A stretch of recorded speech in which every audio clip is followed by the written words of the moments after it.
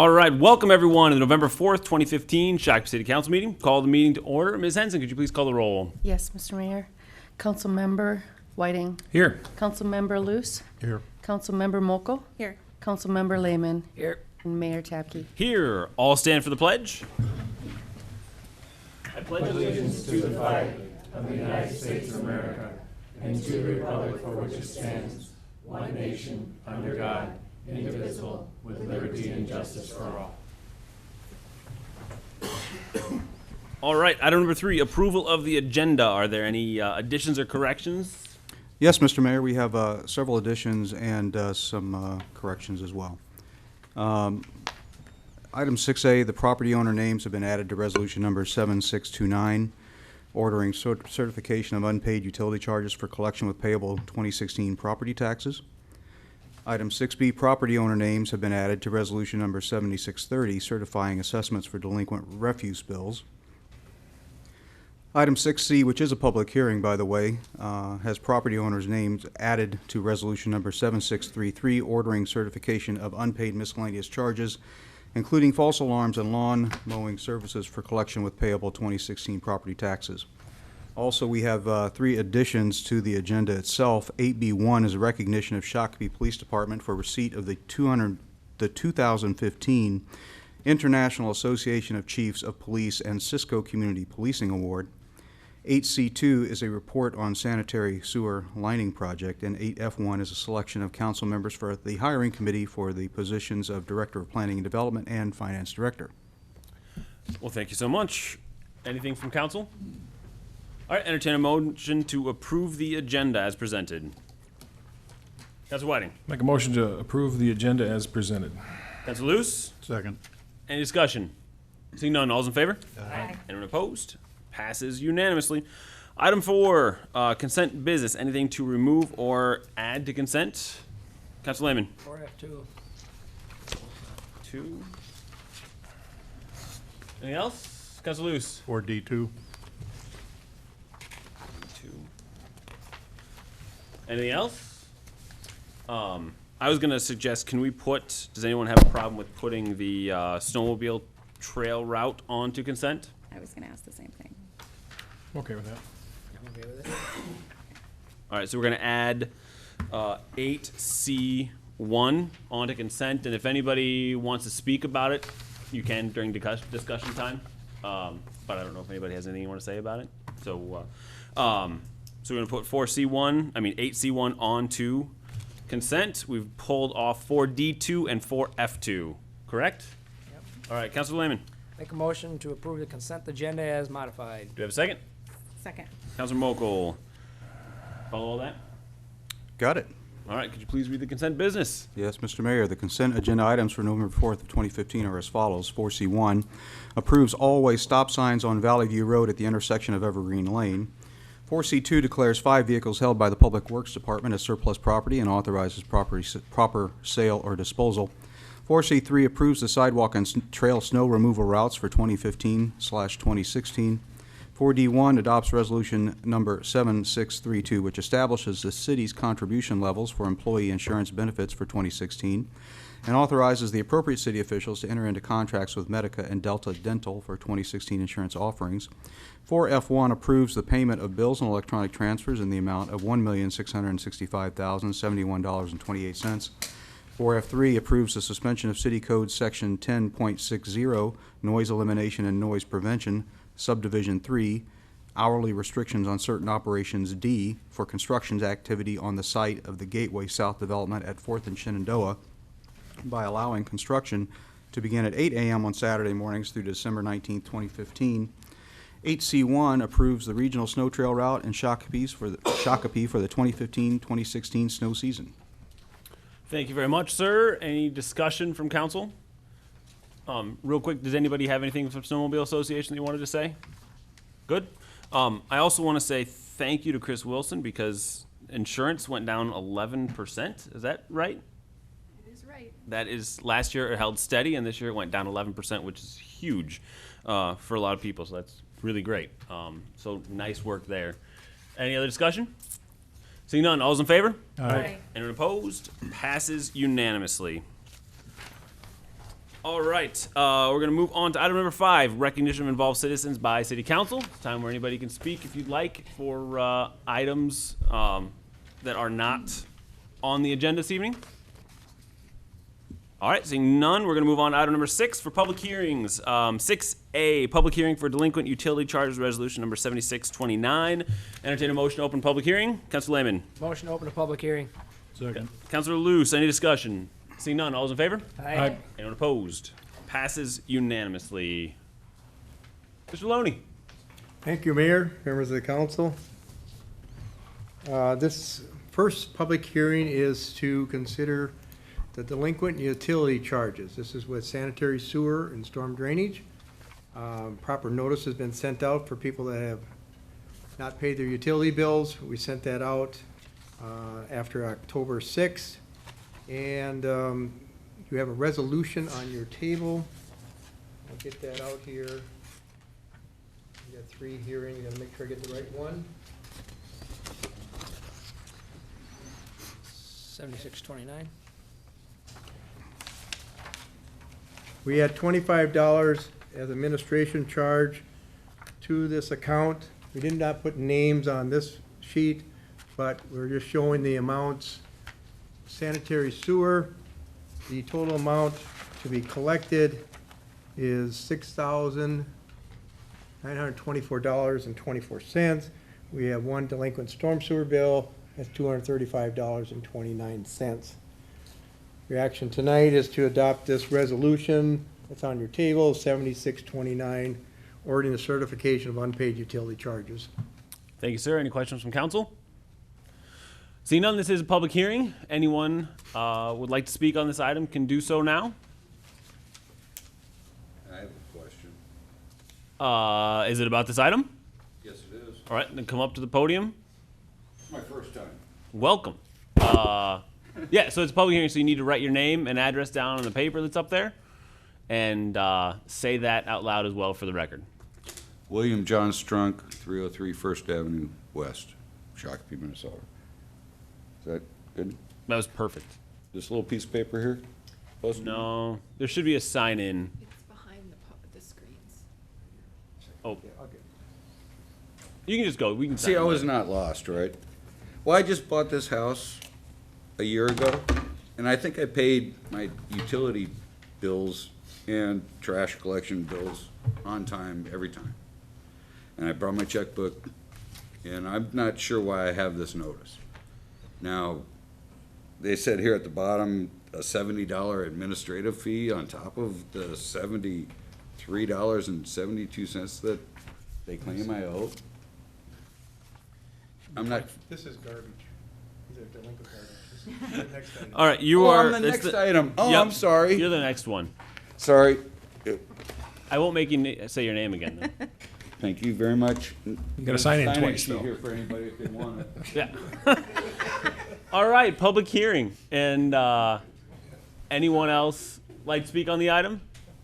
All right, seeing none, we're going to close the public hearing. Entertain a motion to close the public hearing. Councilor Whiting. I'll make a motion to close the public hearing. Second by Councilor Luce. Any discussion? Seeing none, all those in favor? Aye. Anyone opposed? Passes unanimously. Councilor Lehman. For resolution 7629, a resolution ordering certification of unpaid utility charges for collection payable 2016 property taxes. Second, Councilor Luce. Discussion? Seeing none, all those in favor? Aye. Anyone opposed? Passes unanimously. All right, item 6B, public hearing on certifying delinquent refuse assessments. Entertain a motion, open a public hearing. Councilor Whiting. Make a motion to open a public hearing. Councilor Mokel, seconds. Any discussion? Seeing none, all those in favor? Aye. Anyone opposed? Passes unanimously. Mr. Loney. Thank you, Mayor, members of the council, members of the audience. This is a annual certification of delinquent refuse assessments, but this is the first time for Republic Services since we had a new refuge contract. Because we don't want to stop service to our garbage hauler, and we want to continue that service, we agreed in our contract to assess delinquent and unpaid bills. We had sent out notices. We actually started out with over 300 and some delinquent accounts. By the time we wrote the memo last week, we are down to 234. And as of this, at 4:30 today, we're down to 175 delinquent accounts with the resolution and attachment on your table. We have a total of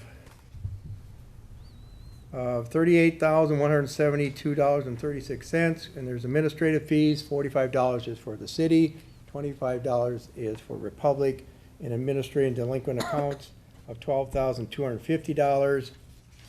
Put that on here.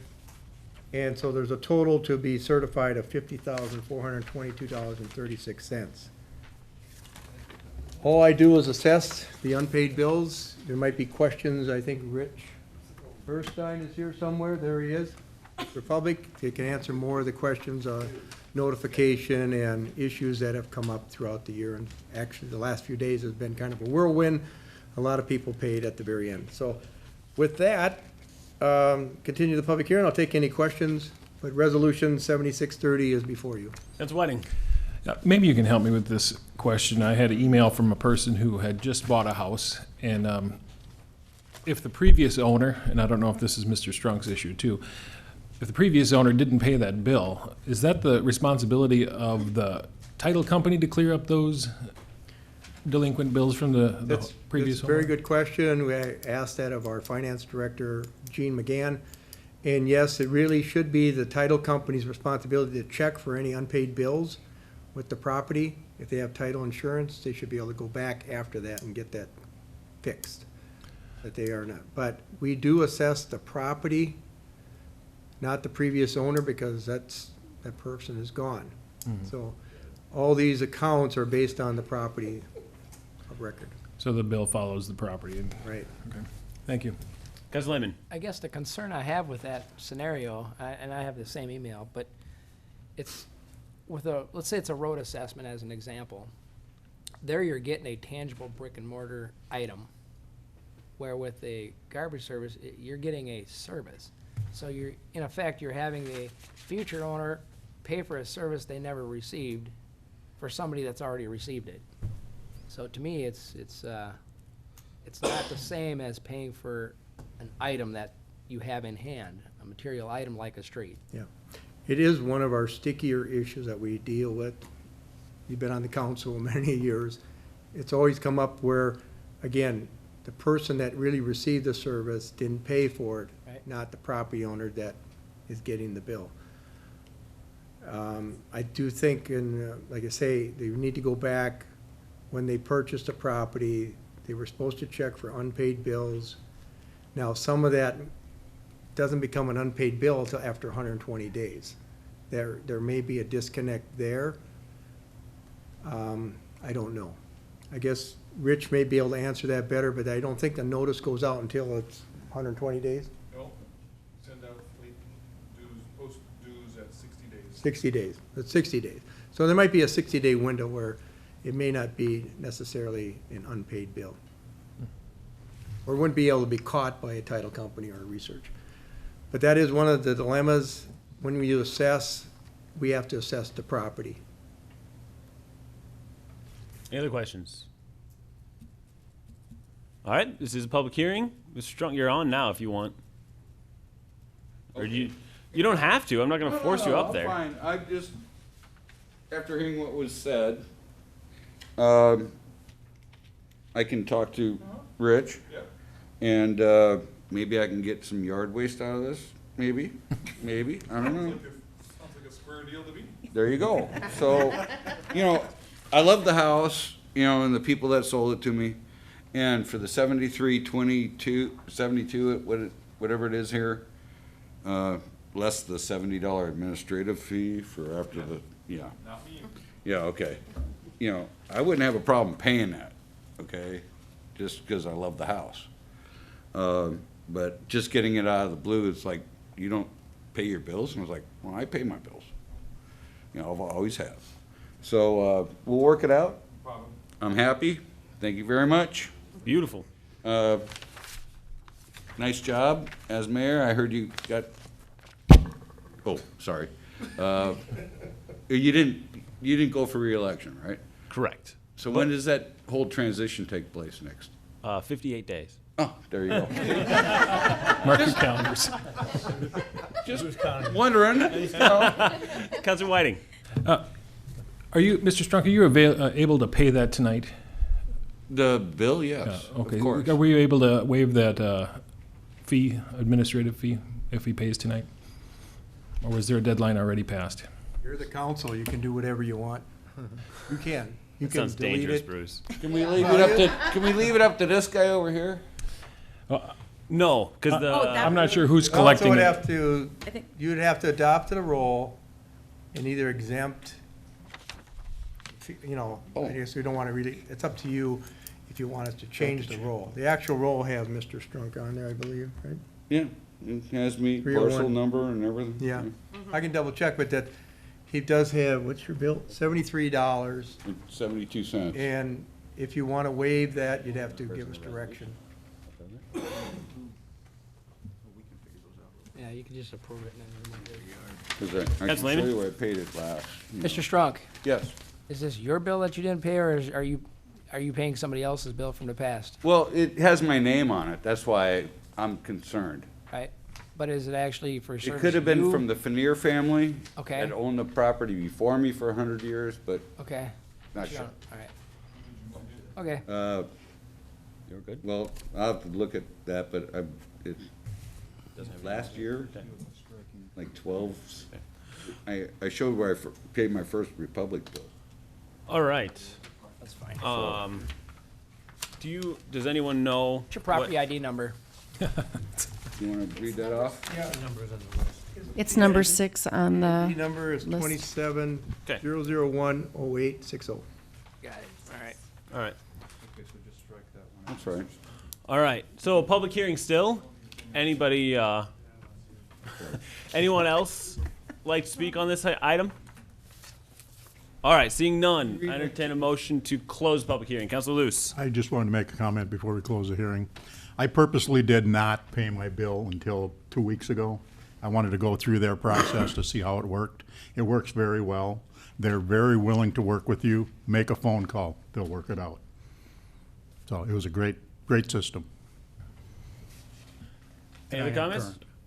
Good.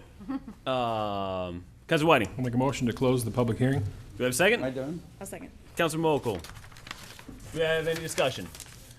Seeing none, all's in favor? Aye. Anyone opposed? Passes unanimously. Councilor Lehman. For resolution 7630, certifying delinquent refuge assessments, removing property ID 270010860 contingent on it being paid before the close of this meeting, and waiving the administrative charges if it's paid before the close of this meeting. Councilor Mokel. I'll second that. Any discussion? Seeing none, all's in favor? Aye. Anyone opposed? Passes unanimously. All right, third and final public hearing we've got this evening, certified delinquent miscellaneous charges, including false alarms and lawn mowing services. Resolution 7633. Entertain a motion, open public hearing. Councilor Lehman. Motion to open a public hearing? Councilor Luce has a second. Any discussion? Seeing none, all's in favor? Aye. Anyone opposed? Passes unanimously. Mr. Loney, welcome back. The third's a time's a charm, I think, isn't it? Anyway, this is a little simpler. There's one false alarm. There's 4 lawn mowing services that have been done that are unpaid. The property parcels are listed in front of you. It's $505 for false alarm, $480 for lawn mowing, for a total of $985 to be adopted as part of Resolution 7635. With that, I'll take any questions. Questions? Councilor Lehman. You know, this question should have dawned on me days ago, but when these are adopted and put onto the assessment rolls, so on the property tax statement, will it be item specific? In other words, will a person be able to look at their bill and say, this is for this is for this, and this is for this? You know, I'm not sure about what the county does Okay. on that. Okay, let me rephrase it. I would assume they would do something to that effect. Do we have the capability of being able to track that back through to be able to tell them what each one is for? You know, the actual certification is, work with our finance department. They actually will get the So they'll be able to do information. that. And we can mention that to them. All right. Any other questions? All right, seeing none, this is a public hearing. And this is the last one of the night. Anyone have an item they'd like to speak about with item number 6C? All right, seeing none, entertain a motion to close the public hearing. Counselor Whiting. Make a motion to close the public hearing. Counselor Mokel, second. Any discussion? Seeing none, all's in favor? Aye. Anyone opposed? Passes unanimously. Counselor Whiting. I'll offer Resolution 7633, a resolution ordering certification of unpaid miscellaneous charges for collection and payable 2016 property taxes and move its adoption. Thank you, sir. Seconded by Counselor Luce. Any discussion? Seeing none, all's in favor? Aye. Anyone opposed? Passes unanimously. Thank you very much, everyone. Now we're going to move on to item 7. Business removed from consent agenda discussed at this time. So we're going to go to item 4D2, approval of job description, grant and special projects coordinator. Counselor Luce. I was just curious if we could put some kind of a dollar amount that we would expect to see this person accomplish within the year. I don't know how we would do that, Councilman, until we can have a good idea of exactly what grants are out there. And we also don't want to be in the habit of chasing money as opposed to finding money that fits into what we're trying to do. But part of the evaluation of the position will certainly be a recitation of exactly what was garnered over the year. So that was something that we can definitely bring to council and share. Thank you. Counselor Lehman? Do we know if this position, if we're gonna be able to keep this person busy? I mean, I know they have various duties assigned as needed. Are we anticipating if they don't have grant stuff to do, that they're gonna be doing other projects half and half? Or have we considered possibly sharing this position with somebody else? I don't know if Scott County has a grant writer, and I don't know if it would be fighting each other for the same money from the certain pots, so I don't know if that's a good idea or not. So I'm just asking because I don't know exactly what went into the thought to this of, I understand the grant portion of it, and I guess I understand the other duties portion of it, but is this person gonna be busy? Absolutely, yes. I already have 4 things lined up. I know that Assistant City Administrator Wilson has some projects on her plate as well. And I know that the department heads are looking forward to having somebody assist in grant collection, so yes. And it's not only going to be collection, but obviously what comes with that, there's a great deal of administration of those grants once they're attained, so they'll also be responsible for that. Okay. Any other questions? All right, do we have a motion? Counselor Whiting.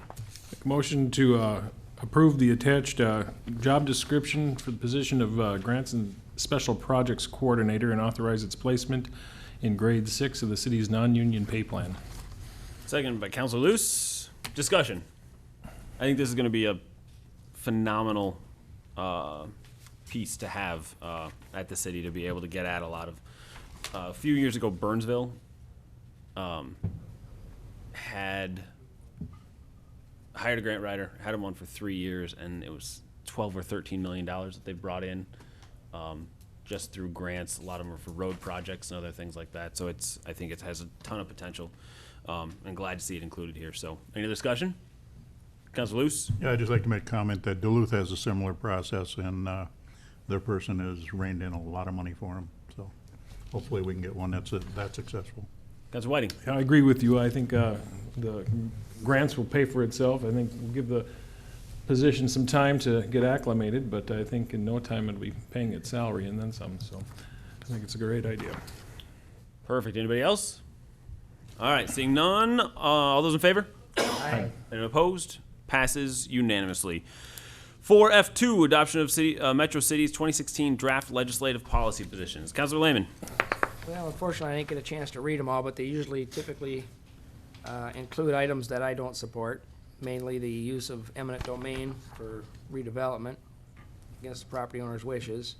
That's one of them, and there's a couple other, always looking for other taxing models. The other concern I have about not only the metro cities, but the League of Minnesota Cities, is they don't put their information out soon enough for the average citizen to sit down and read this stuff to know even what's going on what people are actually lobbying for on their behalf without them knowing about it.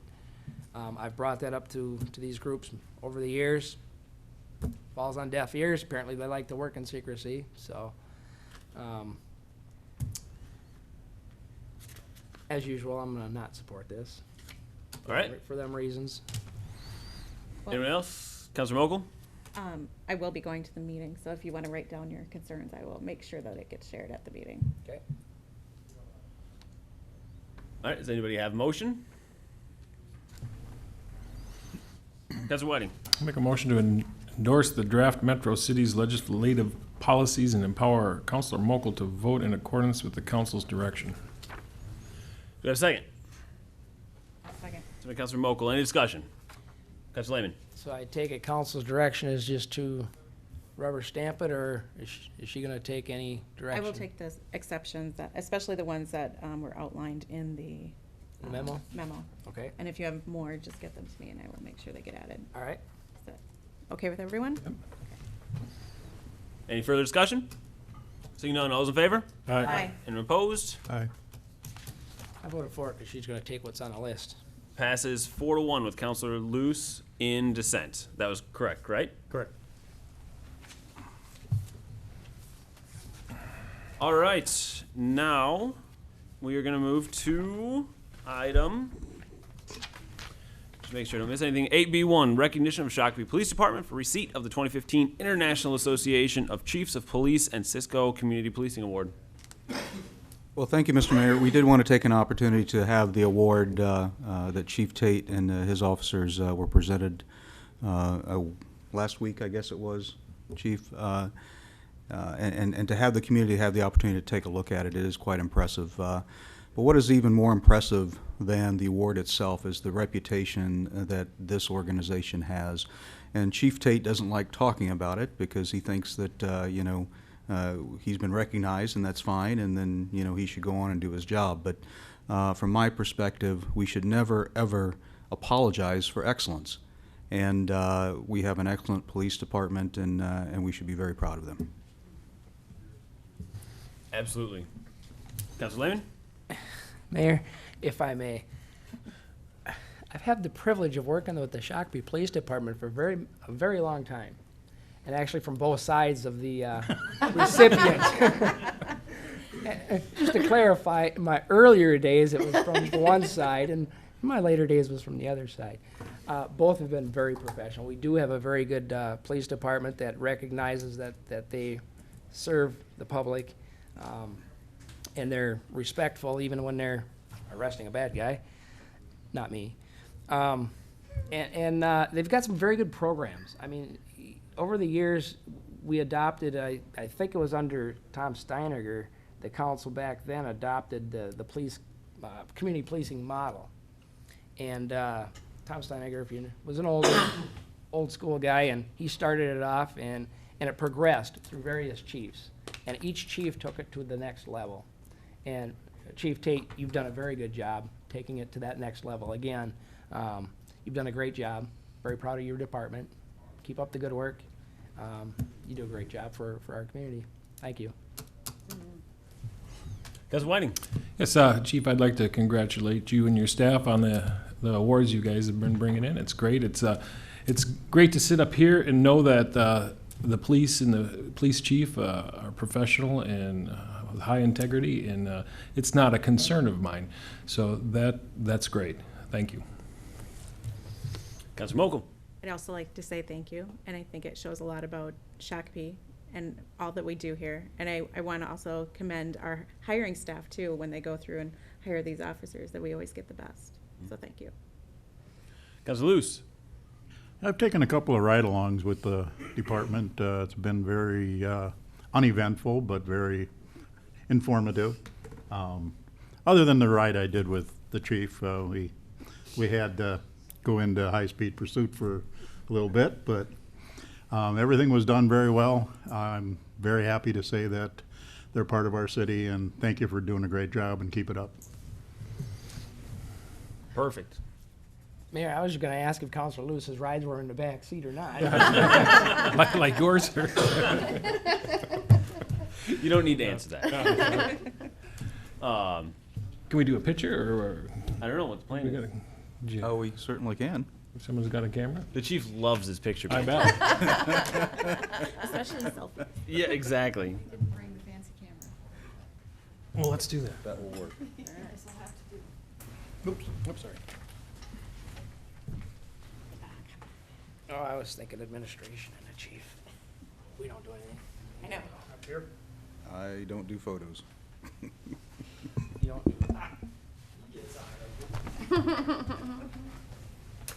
Are we cleaning up? That's not a pull.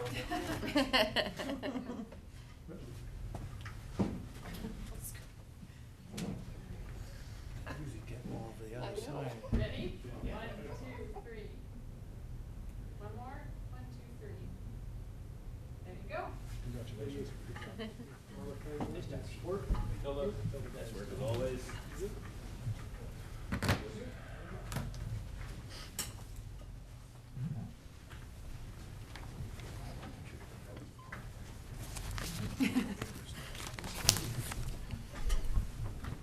All right.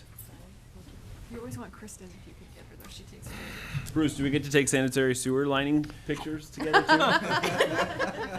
Yeah, there's the trophy right there. Nice. I cleaned it up before. Thank you, yeah. Your trophy's functional. That's true. We can use mine. All right, moving on to 8C2, report on sanitary sewer lining project. Mr. Loney. Okay, I'll pass these out to. Trophy, but it's an example, samples of the liner. This is an epoxy liner that we've been putting in on the project. I'll go through a little presentation on how we do the project. We actually did get selected for a national conference. That's about 40, schedule 40. It's a no dig, No, this is bigger than 40. The blue. the no dig conference in Dallas, Texas for this project. The what? No dig conference. No dig. Oh, no, dig. dig. Got it. So this is the whole presentation. I'm not going to go through it all Almost looks like a scene. for your sake and mine. But we have a lot of embedded videos which will show you how this project, I think everybody kind of remembers why we did this, because we reconstructed streets and we lined the sewer main, but yet the weak link now is the sewer service under the street. And we've had a few failures, and when they fail, it usually costs $12,000 to $15,000 for a homeowner. And for some people, that can be a pretty tall bill. And so we have aging pipe. The pipes are 35, 45 years old. The people in that house, or that house, has paid into the sewer system that long. So, and if we did a reconstruction of the sewer main, we also replace the service to the property line. So we decided, let's try a project where we can line the main, or line the sewer service. So we did 144, we had neighborhood meetings. And basically, we're gonna line the service from the main to about 5 feet past the curb and gutter, so that's protected in the street area. The property owner can then decide what to do with their service later on. And we've actually had about 20 people interested in receiving a quote from our contractor. So, so this is kind of a setup. One reason what we're doing, what's called a blind shot, which is no cleanouts, except when we have to. I can explain some of that. The idea is we're gonna shoot a liner in the pipe and it'll feather out at the end. We don't have to put an expensive cleanup, because many times the sewer line is underneath a tree or right there. It could be right underneath an expensive repair. So that, then all of a sudden the cost goes up if you replace the pipe. We had door hangers, we designed the project. I'm going through this quickly because we actually did a bidding process, bidding one standard versus another to get better competition. We had variations in the bid, but National Water Main Cleaning, with their process and their procedures, won the bid very handily. And they feel, yes, they are making money on the project. So our price is about $5,000 when you factor in engineering and everything per service, versus $15,000 if you have to dig it up. So I'm going to go through how do we do this? We actually clean, televise, and measure the lateral. That's how we have to do this. You've seen it, if you've been out on the project site, you've seen this truck out there. It's a televising piece of equipment. The cameras are in the main, but the televising apparatus is inside that truck with the recording. We record pre-cleaning as well as post-cleaning, and then also post-lining. There they are. It's another, actually I want to go back one here. Carlos was the guy that was the head televising guy, and he's working on the equipment here, and that's his sidekick. This in the bottom here, the bottom left, that is a root cutter, and you'll see how that works. One of the things in this project area, the roots were very bad on almost all the lines. There's an example of roots, and there's a good reason for the roots in these services. Way back when, they used to put in 6-inch laterals and then 4-inch from the house. Now, if you take, I gave you a 4-inch pipe and a 6-inch, if you stick it in there, there's kind of a gap in between, isn't there? Well, that is, tree roots can get in there very easily. And the tree roots will go all the way into the main. These are root balls down here. And I'll just show you an example. This is animated video that the contractor has done. They go all out, they're a pretty big company, they go out throughout the country. Now, we didn't cut the roots. See, you see that the camera goes in there and sees a root, and then they're showing, and they come back and clean it. We use a piece of equipment with chains, so to speak, rotating around to cut the roots because they were so thick. Okay, then you go and jet them out. That's the first step. This is just showing, we did have one clean out right away because they got their camera stuck. And to rescue the equipment, we had to put a clean out in there. We actually verify the contractor's inspection reports, every segment from manhole to manhole. Those are basically access panels to get into the system. We review the report to say, is it ready for lining? So they have to get approval from us or our consultant inspector, whoever is on the job, before they go ahead. So then they cut the liner to length. You can see that. From the televising inspection, they measure it, they know how far we're gonna go with the liner. So they wet out the liner, and there's a robotic inversion device that's called the packer. This is the big piece of equipment that is the main thing, that packer is B right there. And I'll just show you. They're wetting out the liner, getting it all set, ready to go. With their liner, that's epoxy, there's no styrene, no VOCs, no unpleasant odors. I'm gonna skip ahead. Trelleborg. This is a better video. This is actually what they do. They're loading up the liner with resin. And then now here, this is how people ask, well, how do they get it so uniform?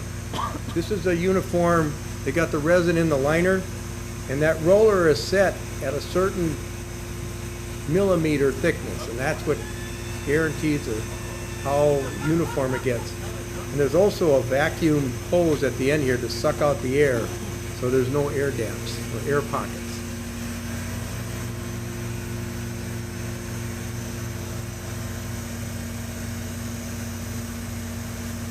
And then it just comes all the way to the end, and that liner's ready to be installed. I'll move it forward here a little bit. See, that's the end of that. We actually had more video than we needed. Now you have what's called loading the packer. That liner gets inverted in the packer. There's a process to do that.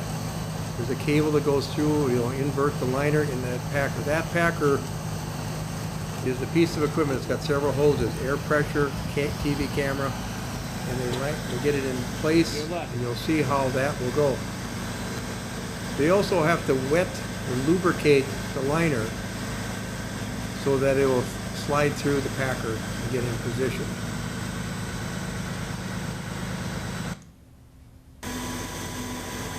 Just want to show this, they're tying up the packer here. The liner's in place. It's ready to go into the ready to be installed. So that's what's gonna happen next. It'll go through there. That packer will line up. They use televising equipment to line it up just right. Watch how you see this, the technician will be in the truck lining that up so it gets right in position. And they blow it up with air pressure. And this one I'm going to skip, I think. It's just kind of the same thing. But here you can see he's lining up. You look at the TV camera here, he's looking to get that position. The packer's in place, the liner is inverted, and they're ready to get it in position for the actual lining. Let me know when the buckle goes in. And he's watching, getting it in position, and you can kind of see it here better.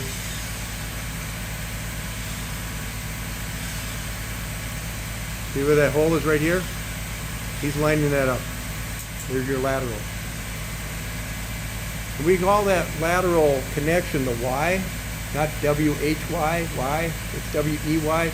But that's how the service comes into the main. That notoriously has always been a failure point for a lot of services. Our lining process lines that Y as well as the service. So that Y is protected. Hey, Snow, go out and make a mark, buddy. Go out and make a mark. Moving on. Next thing you do, invert the liner. Steam cure. There's a certain amount of air pressure that's put into this liner.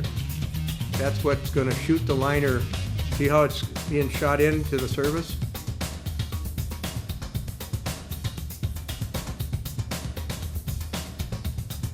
This music is kind of cool.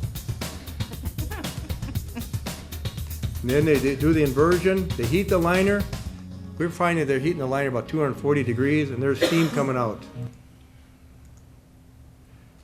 I want to show this. They measure out, now watch how fast this guy goes. They measure out how far this liner needs to go in there to get in position.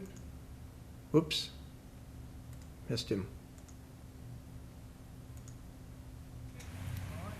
And he hangs onto that cable. He knows where his marks are. They mark on the street, just how far they need to go. And that's an important job. Now here, when we know we got a good liner going, you see steam coming out of the roof end of the house. We've had a couple incidents where the roots were so bad in the services that they wouldn't let the steam.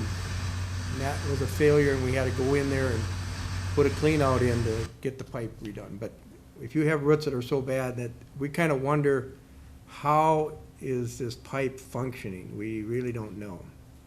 So then we remove the packer, and then we're going to review. Well, this is, I'm going to skip this. This is better to see the picture. This is inside the main. You can see the liner in the main. Off to the side here, there's a lateral camera going into the service. It's a completed project. And here, you'll be able to watch an entire moment Set up now approximately 34 feet. everybody's been waiting for, to see the sewer Upstream. service. This is completed now. This is what's called a post-rehabilitation Counter inspection at the main launch up closed circuit TV. at the end of our liner. 8-inch main, 6-inch laterals are post inspection. And again, you watch 20 this, feet on the length of the MTH, once again, house 1141. this one's in the main, and there they go. There's a service. They're going in the service here. This is what you're seeing then. Some of these pipes do have some angles and bends.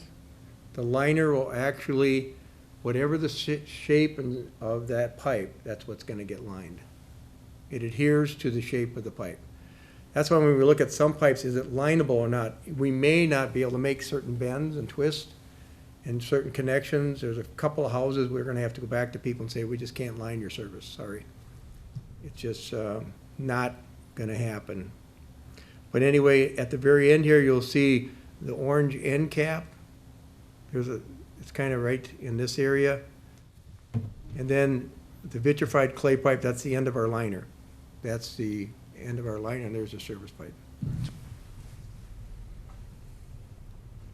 Okay, that's our The one thing here, this is our, kind of our recap of everything. We clean, televise, and measure. Manufacturer cut the liner, wet it out, load the robotic inversion device, install the packer, position in the lateral, invert the liner, steam cure and cool down, remove the packer and cables, and then televise the final liner. So that's, we've done about 120 out of 144. They should be done by this time next week. So with that, I'll take any questions. Councilor Lehman. 2 questions, Mayor. The first is, what's the life expectancy of the liner? At least 50 years. We don't know what would attack. I mean, we just tell people 50, but the reality is it's probably 75 to 100 or more. Okay, that looks like a pretty cool process, but I keep asking myself, okay, if they did this section already, can they go through the section they already did to do a next section? That's a good question. What we've told people how to do it is then from their house, to think what you're talking about, the house to where we did the liner, they'll have to either, if they can get in the house in a clean out, if they can go from there all the way to where we lined and just overlap. Okay, So then the sewer flow would be overlapping, kind of like a shingle. yep, If we can't get in the clean out in the house, then they have to install a clean out just outside the house. And then they can line it both ways. okay. So, And then, do we have information available to a property owner if they want to do their service? yes, we are been contacted by 20 property owners who are interested in getting quotes, because obviously a lot of them have annual root cutting bills, and they're interested in getting that fixed. We'll send letters out that we do have televising tapes of their service if they wish to see them, and they can make their own decision. We're letting them, from that point on, it's their private contract, our contractor is willing to go out and they would not do the lining of their service line until next spring, but they're going out and giving people quotes. Okay, cool. Very good. Councilor Whiting. You had mentioned some of the twists and turns in some of the pipes that weren't able to be lined. Is there any other applications where this wouldn't work?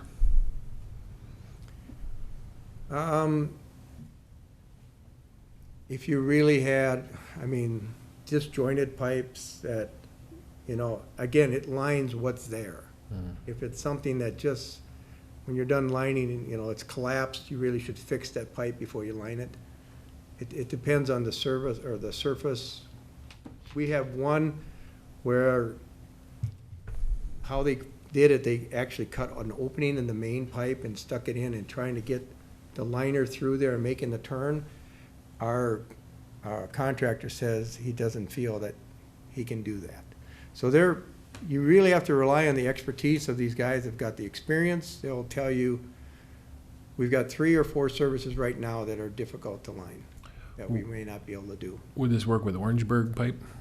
No. Okay. Orangeburg pipe, I think with the steam heating would ruin the pipe.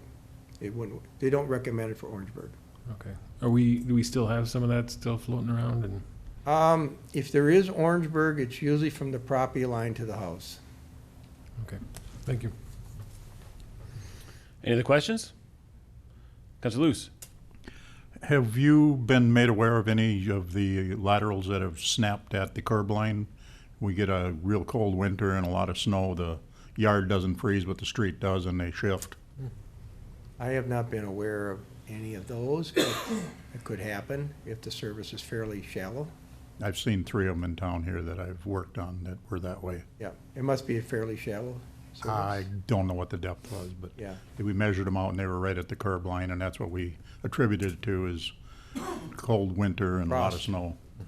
Could be frost. Frost action it does.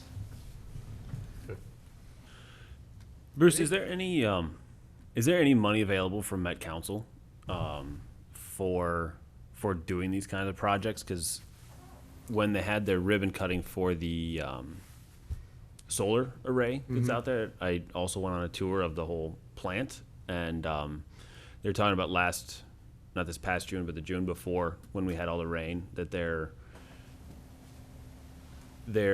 flow into the plant, I think it was tripled of what it normally would be because of all the infiltration into the and I guess I should have asked then, It's not just Shakopee at the Eden Prairie. the whole thing. Yeah, but I didn't. Whole area. But they were talking about it being a huge problem, and they're. Yeah. So I didn't know if they had any incentive programs or anything like that. There is some incentive programs for I&I. Okay. We're not an I&I city. We don't have groundwater Okay. in most areas. We might have some in the east side of town, in Southbridge and that area, but most of that is new PVC with good joints. We don't have an I&I problem. Got it. The one reason why this project has been so successful, we do not have a lot of I&I. So that service, if you did have I&I to line it, you have to go in there and seal the joints before you can line it, because you can't have water infiltrating. Can you remind me what I&I is again? Is it Oh, it's infiltration? inflow and infiltration. In fact, we think in most of these pipes in this area, because of the heavy roots and the joint separation, we might have exfiltration. Because if the water can't get through the roots, it will seep out in other areas. That's Lehman. Our I&I issue was at the river bottoms when we put in the new river interceptor down here, Right. which is a pretty tight construction, I remember. And last year, when we had a lot of the flooding, we did have a lot of people say, I've never had water in my basement. I think a lot of that water got into our sewer system. But generally speaking, we're usually not too bad with I&I. Okay. Council Whiting. One follow-up. Now, I know there's certain situations on reconstruction projects where the water and the sewer are right next to each other, and that's why we need to reconstruct them, plus they're fairly old. But do you see this as something that's going to replace some of that reconstruction, or will we still have to dig up those roads regularly? If the pipe's been reconstructed in the last few years with good PVC, I mean, eventually, maybe 60, 70, 80 years down the road, maybe we have to do an lining. Our system right now is in pretty good shape because most of it is fairly new, or we've replaced it, or we've lined it. We have very few areas left, with just a few more recons, and then we're gonna be, really in really good shape. I think we're doing Third Avenue, Right. looking at Third Avenue. It's the water main and the sewer in the same trench because of rock. So we'll have to look at that, but we can put in water main quality sewer pipe, which will be then acceptable to the Met Council. And you still could put the water main back in the same trench. Oh, But it has to be made water main quality sewer pipe. Oh, I see. But that, we're actually only a few more miles of old pipe in town. All right. Good. Any last questions? Thank you very much, sir. Anything Oh, else? One more comment? Yeah. We do have about 750 services, or about 800 maybe. So this year we did about 144. Next year we'll be looking at about 114. But we can do an annual project, we figure, for the next 4, 5, 6 years and finish this portion of the project. So, great, that's it. Perfect. Thank you. Thank you, sir. All right, moving on to item 8F1, selection of council members for hiring committee for position of Director of Planning and Development and Finance Director. Thank you, Mr. Mayor. One of the great things about having an involved council is that you all would like to do something. One of the bad things about having an involved council is that you all want to do something. So I need from you, however you want to make the determination, to have one individual serve on the hiring committee for both of these positions. I would rather it not be the same individual for both. I'd like to get someone with a different perspective. And I will turn it over to you. So did you want one or two people? 2 people, One for each. 1 for each. Got it. Yes, sir. Okay. That's not how I read that email when you sent it. I thought you meant you wanted 2 now. No, You don't want to have just. no, no. Council Whiting. You remind me of the times that you were looking to have those interviews? For the Director of Planning and Development, interviews have been set for the morning of Friday, November 13th, I believe at 8, 9, and 10 a.m. The Finance Director interview date has not been finalized yet. It is likely to be in late November. I would probably be unavailable then. Okay. Council Lehman. I'd be interested in either one of them, so. Council Luce. I'll make myself available for either one. Okay. And I have a conflict for the 13th, and I'm not sure about the other date, since we don't have a date, so. Okay. I would also like to, I know Bill doesn't want me to, sorry, Bill, but, I don't want to be on the finance side, but I would definitely like to be, the person from council in the room, for the planning side of it, is my thought. That's Whiting? Well, I would nominate Mr. Lehman for the finance side then. I'll second that. So me at the planning and him at the and Matt Well, I at the started with finance? one. If you want both, Yep. I would suggest that, sure. Yeah.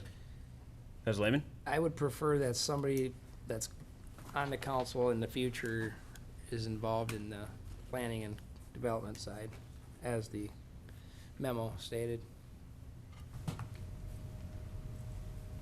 Okay. I definitely understand that. But I'm elected here. Councilor Luce? I think Matt would be better off on the planning side. He's been here long enough. He knows more of the ins and outs of planning. Financial, I would make myself available, I guess. Okay. I'm good with that too, so I'm pretty easy. And Jay, which one did you want? I'm unavailable, yeah. You can't do planning, but you can do finance. Mm-hmm. Possibly. So I'll do the planning one if we can figure out who wants to do the finance one. We don't know the dates yet. Yeah. Can we take this at Let's one? take one at a, yeah. All We right. take the one that we know the date? We certainly can, and then the 17th, is that correct? The earliest we would do the finance director would be Friday, November 20th.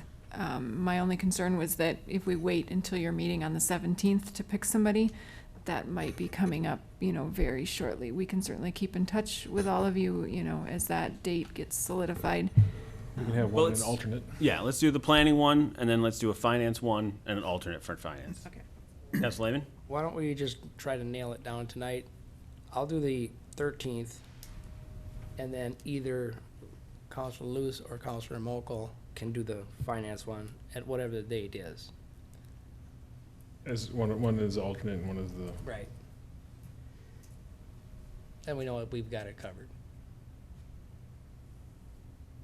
Do you guys want to pick who wants to be the primary and who's the alternate? Either way, I'll be available, so,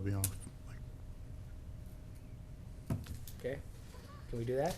Does that work? It doesn't work with me, so I'd like to have an emotion. Councilor Lehman? Make a motion to appoint myself to the hiring committee for the position of Director of Planning and Development on November 13th from 8 till whenever, and Counselor Mokel and Luce as primary and alternate to the Finance Director interviews. I do have a second.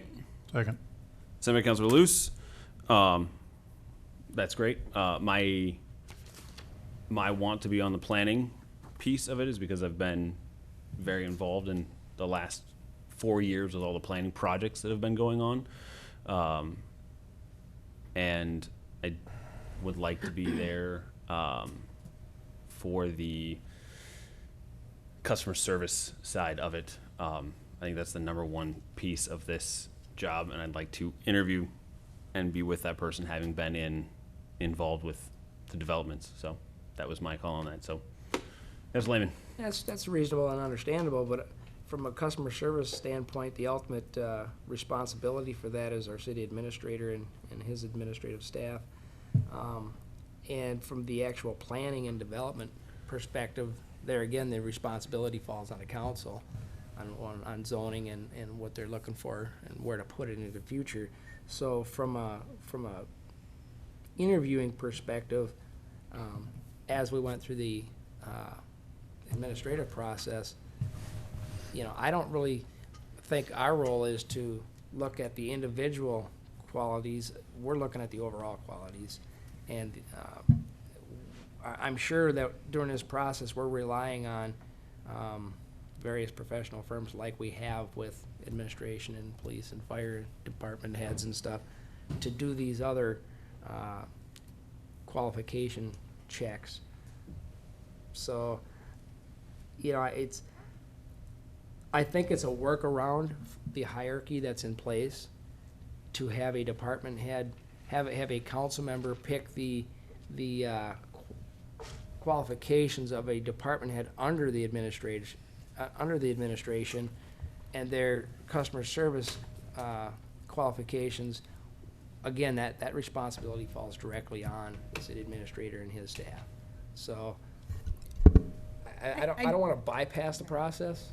Well, I have a question, since there's two of us that want to do each one of them, is there anything wrong with having two of us at the interview process? That's my question. It doesn't create an open meeting problem. But No. it overloads it stacks it. So I will back out of wanting to go to planning. You can have planning, Matt, and I'll vote for that, and then whoever's available for the finance, Okay. we'll do that. Okay? Yep. Sounds good. All right, so we have motion, second. Any other discussion? See none, all's in favor? Aye. Anyone opposed? Passes unanimously. Item 9, other business. All right, seeing none. Item 10, adjourned on Tuesday, November 17th at 7 PM. Council Mokel. I'll make a motion to adjourn to Tuesday, November 17th, 2015 at 7 PM. Council Luce. Second. Any discussion? Seeing none, all's in favor? Aye. Aye. Anyone opposed? Passes unanimously. We're adjourned. Well, thank you, everyone.